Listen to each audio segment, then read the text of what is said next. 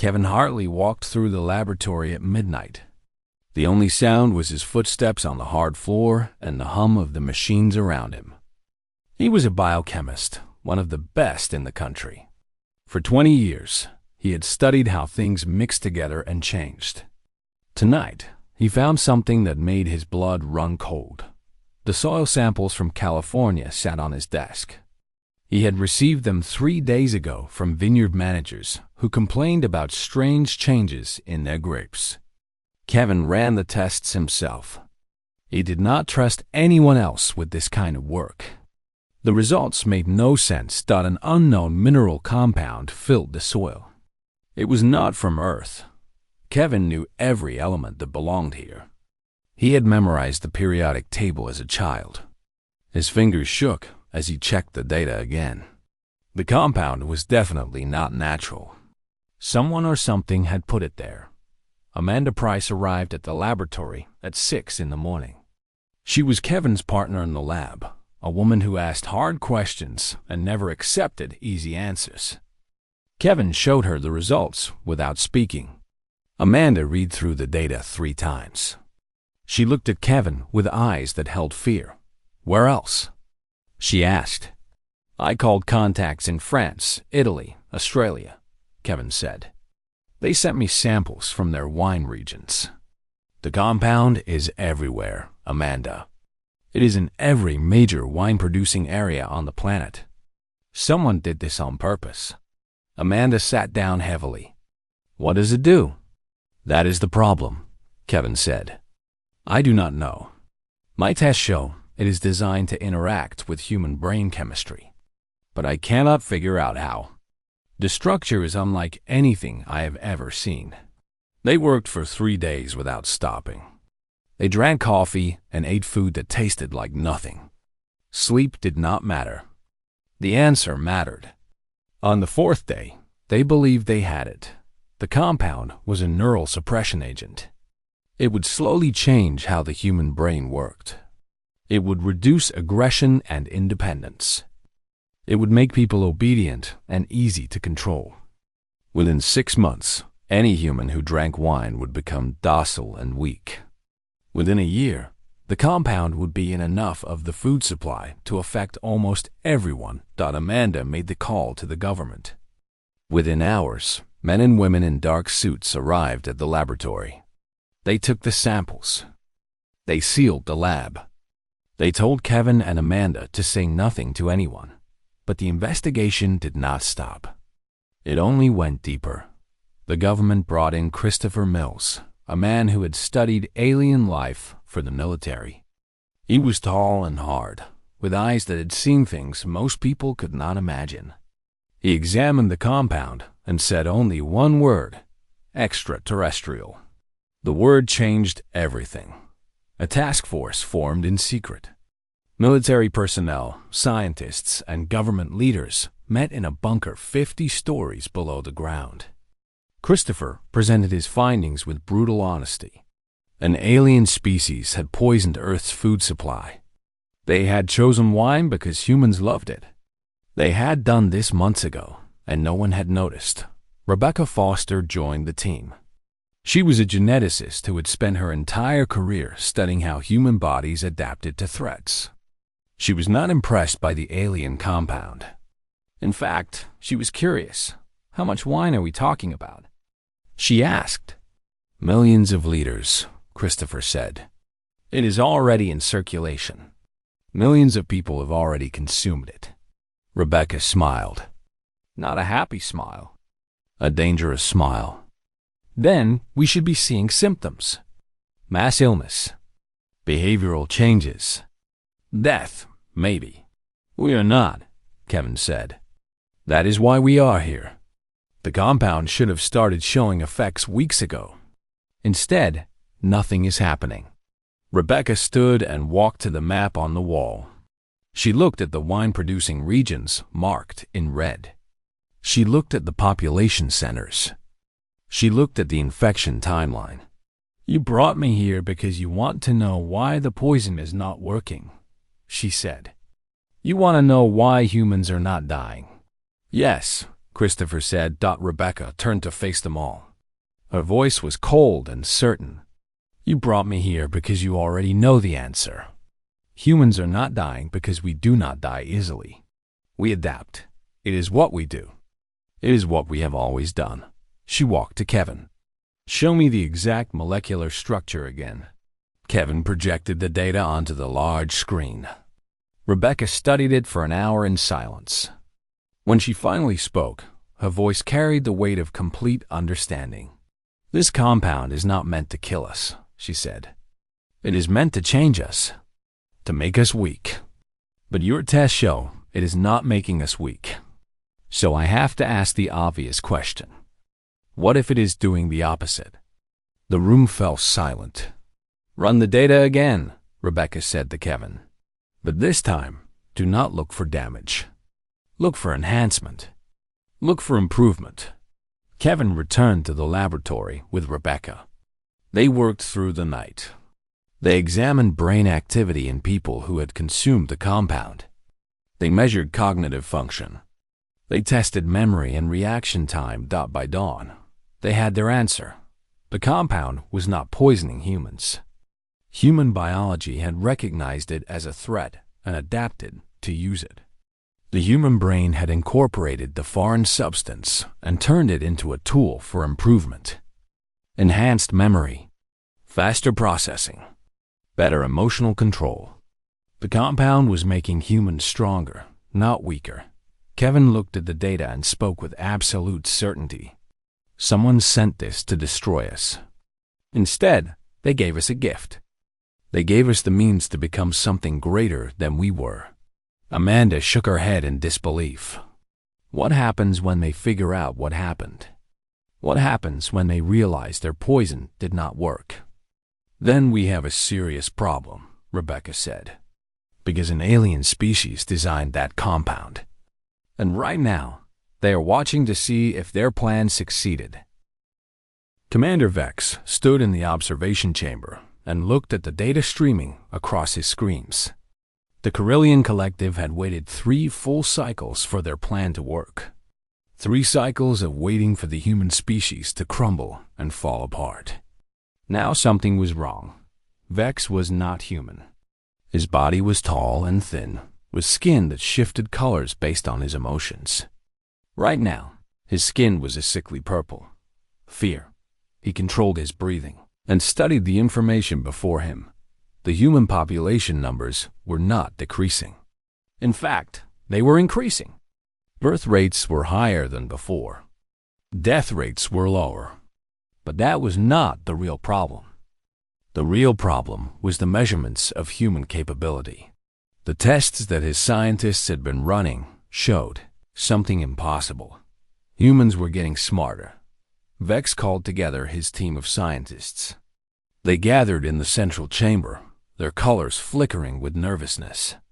They knew that Vex did not like bad news. And this was very bad news. A scientist named Threx presented the findings. His skin was almost black with stress. The neural suppression compound has been in circulation for 97 days, Threx said.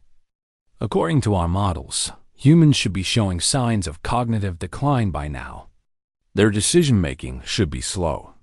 Their aggression should be eliminated. They should be approaching a state of complete docility. But they are not, Vex said. It was not a question. No, Threx said. They are not. Vex's skin turned a darker shade of purple. Explain. We do not know how to explain it, Threx said honestly. The humans seem to be adapting to the compound. Their brain activity is increasing. Problem-solving capability has increased by 18% across the population. Memory retention is up by 22%. Physical endurance has improved. Everything we designed the compound to weaken has become stronger. Vex stood and walked to the window. Below them, Earth rotated slowly through space. The Carillion had chosen this world for conquest hundreds of years ago. They had watched. They had studied. They had decided that humanity was weak and could be controlled easily. Now that decision seemed foolish. Could there be contamination in the compound? Vex asked. No, another scientist said. His name was Krell. We manufacture the compound here on the orbital platform. The delivery vectors are clean. The introduction methods are perfect. The compound is exactly what we designed it to be. Then the problem is with the humans, Vex said. Yes, Krell said. The problem is with the humans. Vex returned to his seat. His skin flickered through several colors as his mind worked through the possibilities. The Carillion Collective had conquered 17 worlds. They had faced resistance on 8 of them. Every species had eventually submitted. But the humans were different. The humans were actually becoming stronger. Show me the human data in detail, Vex commanded. Threx activated the display. Images of human brains appeared, showing the compound spreading through their neural pathways. But instead of destroying the pathways, the compound seemed to strengthen them. Instead of blocking signals, it enhanced them. Instead of causing damage, it caused improvement. This is not possible, Krell said. No species has ever done this before. No species has ever turned a neural suppression compound into a cognitive enhancement agent. The human biology should not be able to do this. But it did, Vex said. And we need to understand why. He stood and made a decision that would change everything.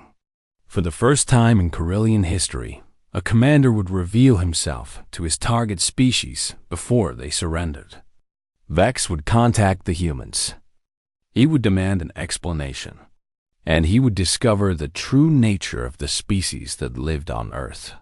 Prepare the communication arrays, Vex ordered. I will speak directly to the human leadership. I will demand answers about what they have done. Threx's skin turned red with fear. Commander, is that wise? The humans are unpredictable. We do not know how they will react. We do not know how they will react because we do not understand them, Vex said. But I intend to learn. He made the decision in that moment. For the Carillion Collective, this was an enormous risk. Direct contact with a species that had not yet surrendered was dangerous. It could lead to war. It could lead to failure. But Vex understood that the Carillion could no longer hide. The humans had already changed. The humans were already becoming stronger. And they had done it completely by accident. Down on Earth, the message came through on every frequency. It came in English and in every human language. The message was simple and direct. The aliens who had poisoned the wine wanted to talk. Christopher Mills read the message and understood immediately. The Carillion did not expect resistance. They did not expect enhanced humans. They expected to find the species in decline. Instead, they had found something completely different. They had found a species that took poison and turned it into strength. He looked at Kevin and Amanda and Rebecca. He saw understanding in their eyes. They made a mistake, Christopher said. They underestimated us. They thought they knew what humans were. But they were wrong. Rebecca nodded. Now we have to decide what to do about it. Kevin looked at the message again. The words were cold and direct. The Carillion wanted answers. The Carillion wanted to understand how their plan had failed. We tell them the truth, Kevin said. We tell them exactly what humans are. The government leaders debated for hours. Some wanted to hide the truth. Some wanted to use the opportunity to learn about the aliens. Some wanted to prepare for war. But in the end, they all understood one thing. The Carillion had revealed themselves. And that meant the fate of humanity had changed forever. In the command center, Christopher sent a message back. It was simple. It was honest. It was a challenge. We are ready to talk. Come to Earth. We will show you what humans really are. The Carillion ships began moving toward Earth on the orbital platforms. Vex prepared himself for a meeting that would challenge everything his species believed about conquest and control. The humans were waiting. And they were not afraid. For the first time in his life, Commander Vex felt something unfamiliar. He felt respect for an enemy. He felt interest in a species that could turn destruction into improvement. He felt the terrible weight of knowing that his species might have made a serious mistake. The diplomatic chamber had been built in less than 48 hours. It was built underground, protected by walls that could stop a bomb. Inside, technology from multiple countries worked together. Cameras, sensors, and recording equipment covered every surface. If the aliens tried anything, the world would see it. Kevin Hartley stood behind thick glass, watching the chamber below. Around him stood military officers, scientists, and government leaders. Everyone was tense. Everyone understood that this moment would change history forever. The alien ships had arrived 2 hours ago. They did not attack. They did not make threats. They simply entered orbit and waited. The Carillion were careful. They were methodical. They wanted to know what happened to their plan before they made any aggressive moves. Commander Vex descended toward Earth in a small transport. He brought only 3 other Carillion with him: Thrax, Krell, and a military officer named Sark. It was a show of confidence. Or perhaps it was a show of curiosity. Vex wanted to understand the humans first. War could wait. The humans sent their delegation into the chamber. Christopher Mills led the group. With him came Rebecca Foster, Kevin Hartley, Amanda Price, and General Marcus Cole. The general had led military operations across 3 continents. He had seen combat and survived. He understood strategy and patience. The transport landed in the secured area outside the chamber. When the Carillion emerged, the humans saw them for the first time face to face.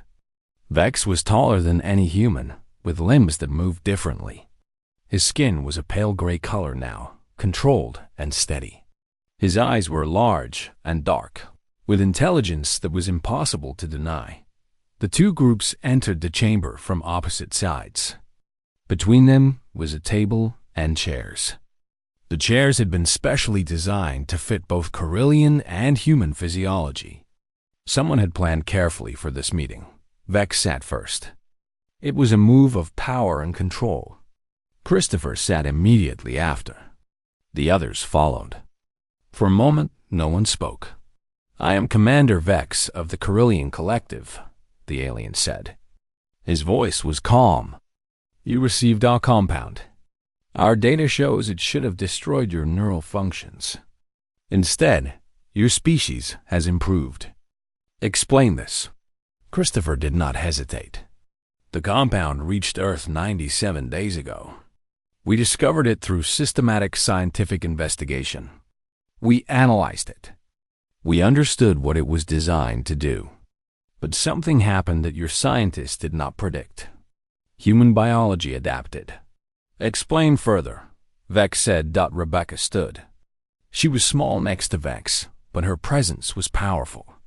"Humans come from Earth. Earth is a harsh world. We have survived ice ages, volcanic winters, wars, and famines. Our biology is built to adapt to threats. When we encounter something dangerous, our bodies do not break. They learn. They change. They overcome." Vex's skin flickered with different colors as he processed this information. "You were saying that you intentionally consumed the compound?" "No," Kevin said. "We consumed it without knowing it was there. Our wines, our food, our drinks all contained the compound. We drank and ate as we always have. But when the compound entered our bodies, something unexpected happened.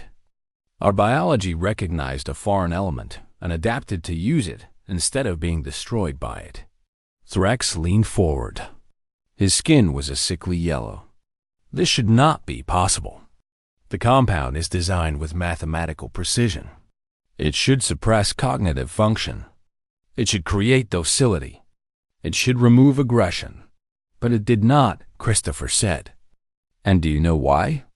He stood and walked to the screens behind him. Images appeared showing human brain activity over the past 3 months. The neural pathways lit up, showing increased connection and growth. You assume that all species think the same way, Christopher said. You assume that all brains work the same way. You designed your compound for a generic species. But humans are not generic. We are survivors. We adapt to poison by turning it into medicine. We adapt to threats by becoming stronger. You tried to weaken us. Instead, you strengthened us. Vex's skin turned a deep blue. Anger, or perhaps respect. It was difficult to tell. This is unacceptable, Vex said. The Corellian have never failed. We have conquered 17 worlds. We have never met a species that could resist our methods. You have never met a species like us, Rebecca said. You have conquered species that think like you do. Species that respond to pressure with collapse. But humans respond to pressure with growth. We take what tries to destroy us and we learn from it. We become more than we were. Amanda stepped forward.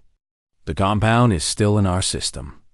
We continue to consume food and water that contain it.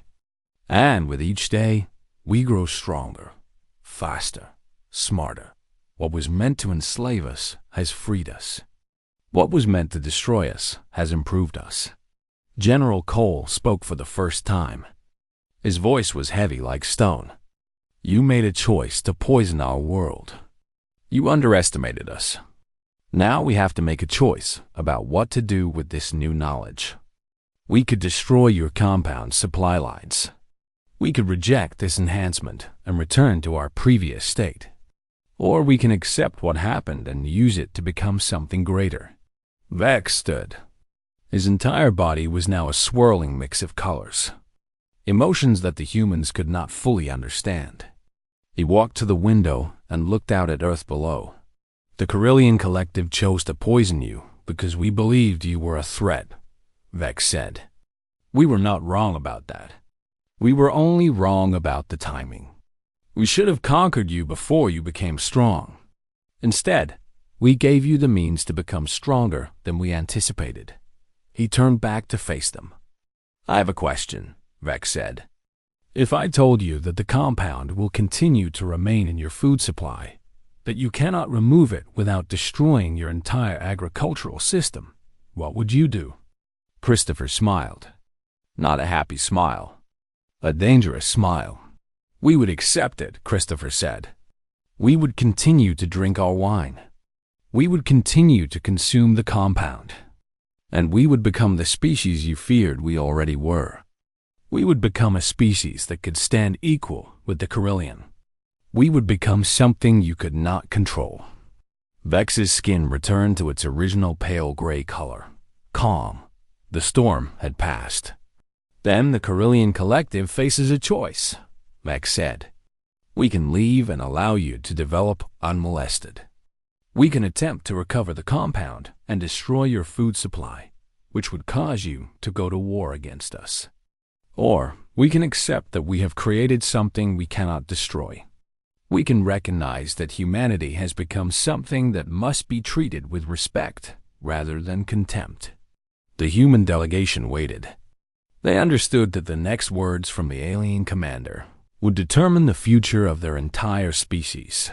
Vex made his decision. Commander Vex returned to his ship with his delegation. The humans watched from the underground bunker, waiting for his next move. The world held its breath. Military bases around the globe were on alert. Weapons systems stood ready. But Vex did not attack. Instead, he called a meeting of the Corellian Collective Council. The council governed 17 conquered worlds. They made the laws that controlled trillions of lives. They had never been defied. They had never faced a species they could not break. Vex stood before them and told them the truth. He told them about the compound. He told them about the humans. He told them about a species that had taken a weapon designed to destroy them and turned it into a tool for improvement. The humans are different, Vex said. They do not think as we think. They do not respond to pressure as other species do. They grow stronger under stress. They improve when threatened. They are unique in my experience. The council listened in silence. One member, a female Carillion named Slex, spoke first. "You are suggesting we remove the humans from our list of conquerable species," Slex said. "I am suggesting that we acknowledge reality," Vex replied. "We cannot conquer them without destroying ourselves. We cannot control them without constant military presence. We cannot enslave them because slavery will only make them stronger. The humans are not a species to be conquered. They are a species to be managed carefully." Another council member, ancient and cold, asked a different question. "What do they want?" "That is what we must discover," Vex said. The delegation leader, Christopher Mills, told me something important. He said that humans do not fear the unknown. They study it. They learn from it. They find ways to turn it to their advantage. We must approach them as equals, not as inferiors. The council debated for hours. Some wanted to attempt invasion. Some wanted to quarantine Earth and never deal with humans again. But eventually, cooler minds prevailed. The Carillion recognized that they had made a mistake.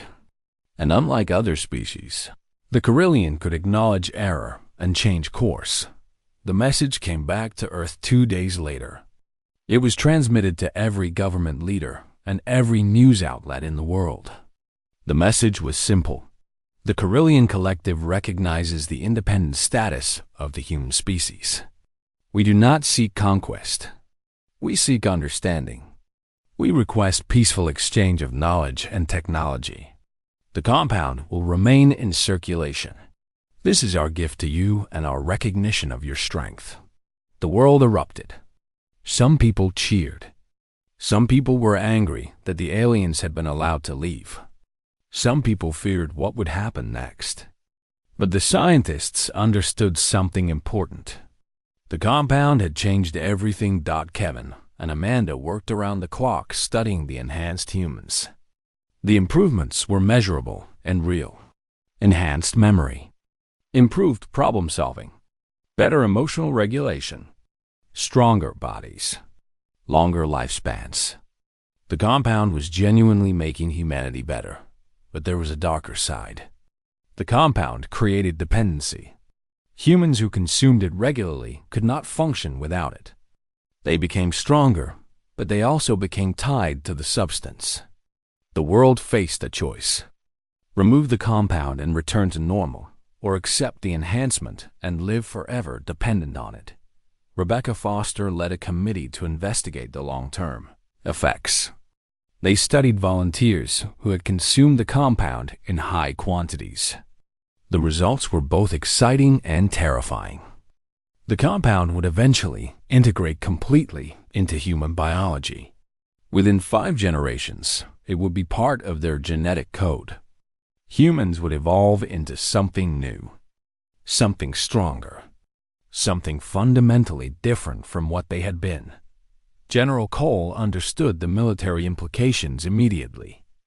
Enhanced humans would be better soldiers. Enhanced humans would be faster, smarter, and more durable. Enhanced humans could defend Earth against any threat.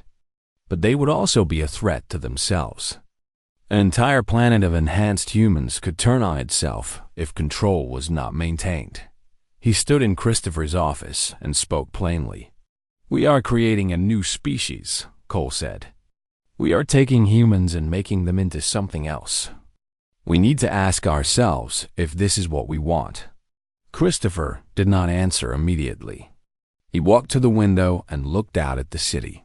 Below him, millions of people lived their lives, consuming the compound through wine, through food, through water. Millions of people were becoming something new. "I do not think we have a choice," Christopher said.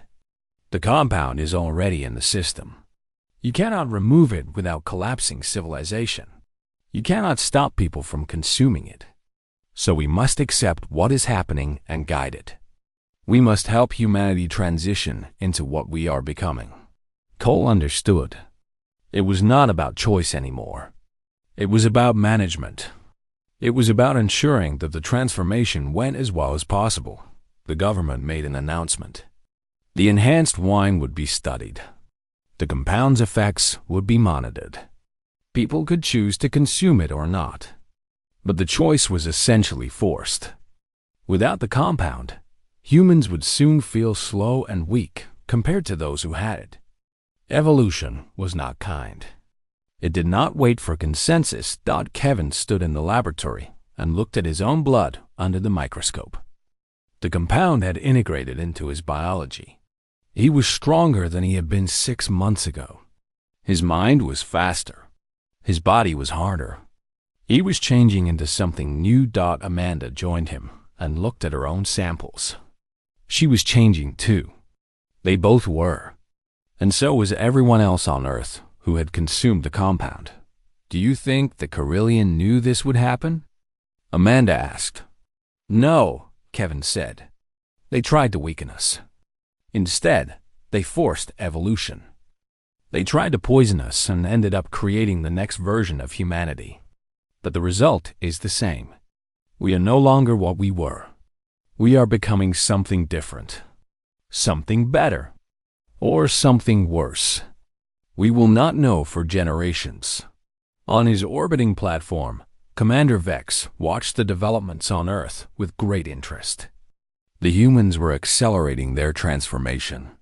They were not fighting it. They were not trying to stop it. They were embracing it and turning it into an advantage. Vex understood now what had happened. He had not tried to conquer humanity. He had forced humanity to evolve. He had given them a gift disguised as a weapon. And the humans had taken that gift and transformed it into something greater than either species had anticipated. The Carillion Collective would continue to watch. They would observe as humans changed and grew stronger. And they would prepare for the day when humanity would be ready to stand as equals in the galactic community. That day was coming. Vex could see it clearly. The humans had become something new, and the galaxy would have to learn to respect them. 25 years had passed since the Carillion first revealed themselves to humanity. In that time, the world had transformed completely. The compound was now part of human civilization. It was woven into agriculture, medicine, and culture. Humans were stronger, faster, and smarter. They were becoming something new. Kevin Hartley was now 78 years old, but his body was that of a man in his 50s. The compound had extended human lifespans by nearly 30 years on average. He had lived to see humanity change at a level that seemed impossible a quarter century ago. He stood in the observation deck of the first human space station built in Earth orbit. Around him, human engineers and scientists worked on technology that would have seemed like pure fantasy just decades ago. They were building ships. Real ships, not just observation platforms. Humanity was preparing to leave Earth. Amanda Price stood beside him. She was in her 80s, but she looked younger still. The compound had transformed them both. They had become the new human. They had survived the transition and thrived. And they had watched as their entire species had done the same. Are you ready? Amanda asked. For what? Kevin replied. To leave Earth? To go into space? To meet other species as equals? All of it? Amanda said. Kevin smiled. No, but we are doing it anyway. That is what humans do.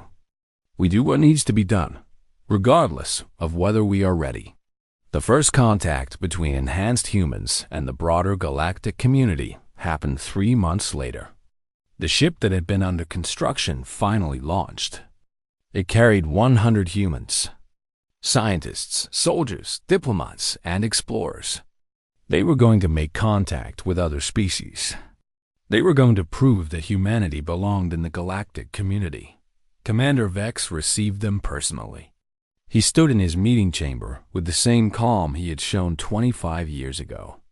But his skin colors were warmer now, more accepting. He had watched humanity change, and he had learned to respect the species that he had once tried to destroy. "The enhanced humans have arrived," Vex said to his delegation. "They are different from the humans I first met.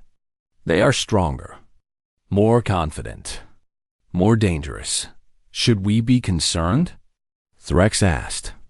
The scientist who had first discovered the compound's failure was still working for Vex. "No," Vex said. "We should be impressed. The humans have done something remarkable. They have not just survived our attack.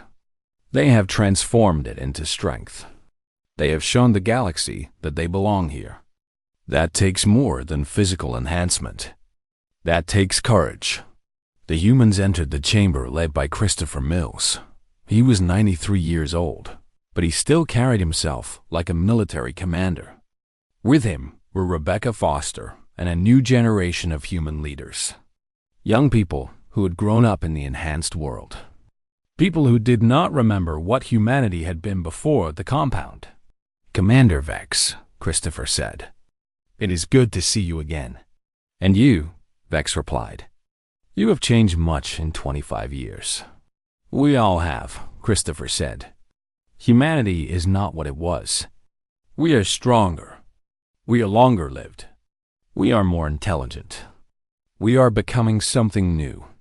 And we owe it all to you." Vex's skin flickered with surprise. "You are grateful for our attack?" "We are grateful for what it forced us to become," Christopher said. "You tried to destroy us. You failed. And in failing, you gave us the catalyst to evolve. You gave us the push we needed to grow beyond our limitations. For that, humanity thanks you." Over the following months, humanity made contact with other species across the galaxy. The Carillion introduced them to the broader community. Some species were accepting. Some were hostile. But all of them had to acknowledge one thing. Humanity was different. Humanity was strong. And humanity was not to be underestimated. In the years that followed, humans spread across the galaxy. They built colonies on other worlds. They established trading relationships with other species. They shared their knowledge and learned the knowledge of others. The compound had created a species that could compete at the highest levels of galactic civilization. But something unexpected happened. Other species began to study the compound. They began to understand what the humans had accomplished. They began to ask the Carillion for access to their own enhancement programs. The Carillion refused. The compound worked on humans because humans were unique. Other species had different biology. Other species might not adapt the same way. Kevin watched this development from his research station. He understood something that most people did not. The compound had not just enhanced humans physically and mentally. It had changed something deeper. It had changed the human spirit. It had proven to humanity that they could overcome anything, that they could turn destruction into growth, that they could adapt to any threat and come out stronger on the other side. Rebecca Foster published a final report at the age of 96. It was her last major work before retirement. The report was titled The Evolutionary Leap: How Humanity Became Something New. In the report, she wrote, "The Carillion intended to weaken us. Instead, they forced us to strengthen ourselves. They gave us a problem and humanity responded by becoming the solution. We did not just survive the compound. We transformed it into a tool for improvement. That is what humans do. We face adversity and we grow. We face poison and we transform it into medicine. We face extinction and we emerge stronger. This is not genetic. This is not something written in our DNA. This is something written in our spirit. This is what it means to be human." On his final day as commander, Vex made a decision that shocked the Carillion collective. He announced his retirement and recommended that humans be welcomed fully into the galactic community as equals. He recommended that trade barriers be removed. He recommended that human vessels be given the same respect as Carillion vessels. Some council members protested. But the evidence was impossible to ignore. Humanity had proven itself. Humanity had taken the weapon designed to destroy them and turned it into the means of their elevation. Humanity had shown that they could not be conquered. They could not be broken. They could only be respected. Kevin stood on the observation deck of his research station and watched a fleet of human ships prepare for launch. The ships were beautiful. They were built with human engineering and human design. They represented everything humanity had become. Amanda stood beside him, as she always did. They had been partners for 70 years. They had watched humanity transform together. They had helped guide that transformation. "Do you think we made the right choice?" Amanda asked. "Accepting the enhancement? Embracing the transformation?" Kevin considered the question carefully. "I think we made the only choice we could have made. The compound was already here. We could not remove it. We could only accept it and work with it. And in accepting it, we became something greater than we were." He looked down at the ships. They were beautiful. They represented hope and strength and the undeniable truth that humanity could overcome any obstacle. "In the end," Kevin said, "the Corellians' greatest mistake was underestimating us. But that mistake became our greatest gift. They poisoned our wine because they thought we were weak. They never imagined that we would be strong enough to survive it. They never imagined that we would transform poison into power. But that is what humans do. We survive. We adapt. We thrive. And the galaxy will never be the same because of it."